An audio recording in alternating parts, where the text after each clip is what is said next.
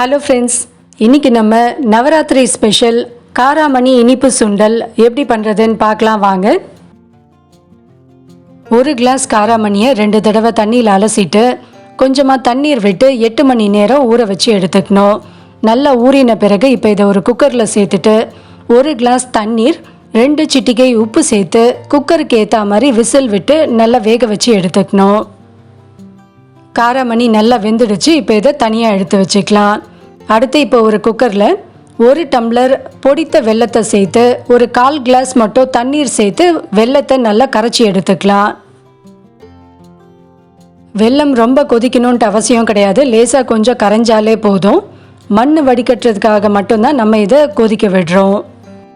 அடுத்து இப்போ ஒரு பேனில் 2 ஸ்பூன் நெய் விட்டு கொஞ்சமாக தேங்காய் துருவல் போட்டு வறுத்து எடுத்துக்கலாம். தேங்காய் லேசாக கொஞ்சம் வறுப்பட்ட பிறகு வேக வச்சு எடுத்திருக்க காராமணி, அந்த வேக வச்ச தண்ணீர் இருந்தால் அதையும் சேர்த்துக்கலாம். கரைச்சி வச்சுருக்க அந்த வெல்லம் அதையும் வடிகட்டி இது கூட சேர்த்துட்டு கொஞ்சமாக ஏலக்காய் தூள் போட்டு நல்லா தண்ணீர் வத்துற வரைக்கும் இதை வதக்கி எடுத்துக்கணும்.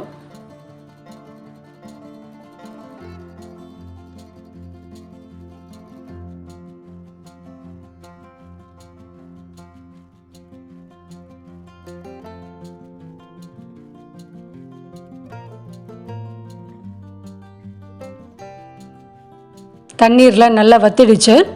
ரொம்பவே சுவையான ஆரோக்கியமான காராமணி இனிப்பு சுண்டல் ரெடி ஆயிடுச்சு. இந்த நவராத்திரிக்கு இந்த சுண்டல் ரெசிபியை ட்ரை பண்ணி பார்த்துட்டு உங்களோட ஃபீட்பேக்கை நம்ம கூட ஷேர் பண்ணிக்கோங்க. இன்னும் பல ரெசிபிஸ் உங்களுக்கு உடனுக்குடனே அப்டேட் கிடைக்க நம்ம சேனலை சப்ஸ்கிரைப் பண்ணிக்கோங்க. தேங்க்யூ.